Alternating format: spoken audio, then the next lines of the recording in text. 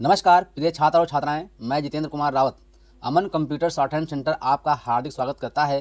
जो छात्र और छात्राएं सिंह प्रणाली शॉर्ट हैंड पूरी किताब पढ़ चुके हैं और उस किताब के मैटर की भी शॉर्ट हैंड डिक्टेशन स्पीड बना चुके हैं और उन्हें अधिक शॉर्ट हैंड डिक्टेशन स्पीड बनानी है तो संपर्क करें, क्योंकि हमने रामधारी गुप्ता की किताब में से 203 पेज डिक्टेशन के लिए हैं, जो प्रत्येक पेज में 400 शब्द हैं, जिनका डिक्टेशन 60, 80, 100 व 120 शब्द प्रति मिनट की स्पीड से 400 व 800 शब्दों पर दिया गया है। जो छात्र व छात्राएं विधिवत रूप से इन मैटरों का होमवर्क करके व्हाट्सएप पर चेक करा के अपनी शॉर्ट हैंड डिक्टेशन स्पीड बढ़ाना चाहते हैं या आउटलाइन प्राप्त करना चाहते हैं या शॉर्ट हैंड पढ़ना चाहते हैं तो संपर्क करें। मोबाइल नंबर 91 98 94 39 41, दूसरा है 700 790 52 75। अतः संपूर्ण पढ़ाई व्हाट्सएप पर वीडियो के माध्यम से कराया जाएगा। धन्यवाद।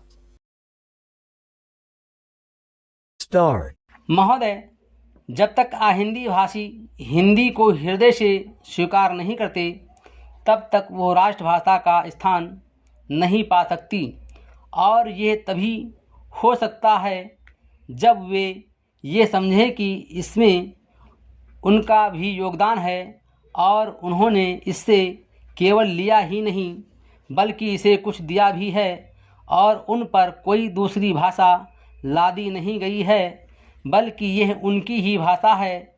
मेरे कहने का अर्थ यह नहीं कि आप उनकी ही व्याकरण अपना लें, इसका अर्थ यही है कि आप उदारतापूर्वक जितना ले सकते हैं ले लें। भाषा इसी प्रकार बन सकती है। यह भी आवश्यक नहीं है कि उसको स्वीकार करने पर आप वही लिखना आरंभ कर दें, परंतु जो वे लिखें उसको आप गलत ना समझें। आज किसी भी भाषा का रूप वही नहीं है जो उसके प्रारंभिक काल में था, उसमें परिवर्तन होता रहता है। हिंदी के इतिहास में भी आपको यही बात मिलेगी।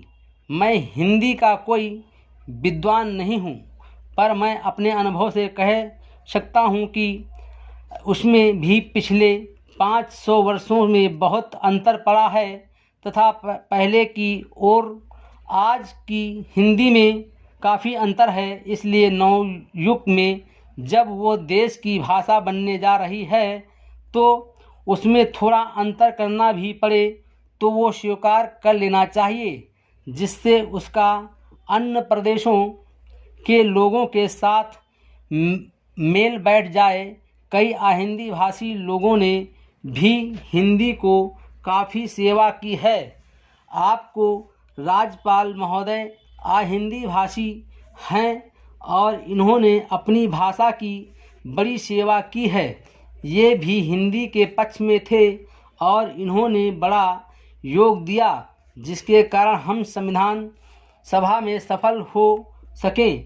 इनका भी यही विचार है जो मेरा है। मैं चाहता हूं कि इनको भी हिंदी की सेवा करने का अवसर दिया जाना चाहिए।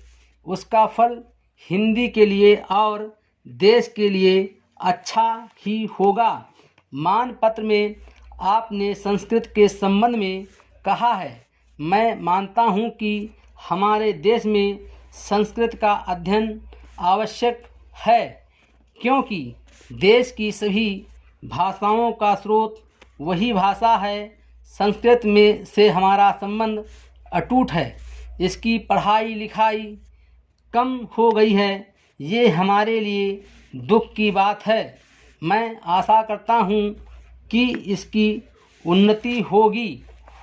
महोदय, मैं अपने बारे में कहता हूँ। जब मैं छोटा था और कॉलेज में पढ़ रहा था तब रूस और जापान के बीच युद्ध छिड़ा। उस समय समाचार पत्रों में जापान के संबंध में बहुत सी बातें छपा करती थी। उसमें एक बात यह भी थी कि जापान में समरिया जात के लोगों ने अपने सब अधिकार वहाँ के राजा को दिए थे। उसके बाद जापान बड़ी उन्नति कर सका। हम लोग ये पढ़कर आश्चर्य और सराहना करते थे। उससे बढ़कर हमारे यहाँ के लोगों ने स्वराज स्थापित होने के बाद 1-2 वर्ष में एक उदाहरण उपस्थित करके दिखाया। हम भी अपने हजारों वर्षों के इतिहास को नहीं भूलेंगे। जो रियासतें अलग अलग स्थापित हो गई थी और एक प्रकार से भारत कई टुकड़ों में बटा हुआ था, वे सब टुकड़े एक हो गए। आज ब्रिटिश भारत और देशी रियासतें मिलकर एक हो गई हैं। उसके बाद हमारे सामने यह प्रश्न आया कि भारत के लोग केवल स्वराज से ही सुखी नहीं हो सकते, उनको किसी न किसी प्रकार सुखी बनाना है। इस संबंध में सरकार ने अपनी ओर से प्रायः सभी राज्यों में जिम्मेदारी और जागीरदारी उन्मूलन के कानून उपस्थित किए और वे कानून पास हुए। प्रसन्नता की बात तो यह है कि बहुत से स्थानों में कानून उन लोगों की स्वीकृति से तथा उन लोगों की सलाह से पास किए जिनकी जिम्मेदारी और जागीरदारी समाप्त हो जानी थी। यह भी देश प्रेम का उदाहरण है। उन लोगों ने अपनी संपत्ति का त्याग इसलिए किया कि उससे सारे देश को लाभ पहुँचे। वो काम भी लगभग पूरा हो गया और पूरा होता जा रहा है। हमारे सामने मार्ग प्रशस्त हैं और अब हमें इस पर चलने की शक्ति चाहिए। हमें परस्पर कभी कभी इस प्रकार की संकुचित धार्मिक अथवा सामाजिक भावना देखने में आती है, जिसके कारण कभी कभी लड़ाई झगड़े हो जाते हैं। हम इस चीज़ को भी दूर करने का प्रयत्न कर रहे हैं। हमारे संविधान में स्पष्ट बता दिया गया है कि कोई चाहे किसी भी धर्म का क्यों ना हो, किसी भी जाति का क्यों ना हो, इस देश में सबको समान अधिकार है। गरीब से गरीब आदमी को भी वही एक वोट देने का अधिकार है जो कि राजा साहब को है, या मुझे धर्म के नाम पर किसी प्रकार का भेदभाव नहीं किया जाता है। Full stop.